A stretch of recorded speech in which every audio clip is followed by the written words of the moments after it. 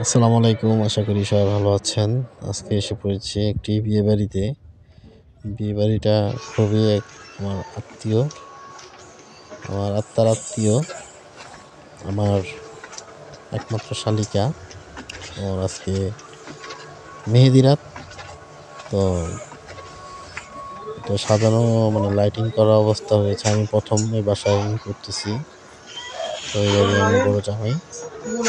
তো দেখতেই পাচ্ছেন সামনে কিছু সংখ্যক লোক আছে। পাশে ২ টা বাইক আছে। এই বাম পাশে গলি দিয়ে আমি ঢুকে যাব। এই তো আমার শ্বশুরবাড়ি ঢুকে গেলাম। দেখতেই পাচ্ছেন আপনারা। তো গলিটা চিপা-চাপা গলি। আসলে যখন বিয়ে করছি তখনও কিন্তু এরকমই ছিল। দেখে বিয়ে করছি। আসলে প্রেমের বিয়ে তো কি বলবো আর। তো এই যে ঢুকে গেলাম আমার শ্বশুরের ভিটায়। তো এখন আজকে মেহেদি রাত ছিল। তো আমি আবার চলে যাচ্ছি।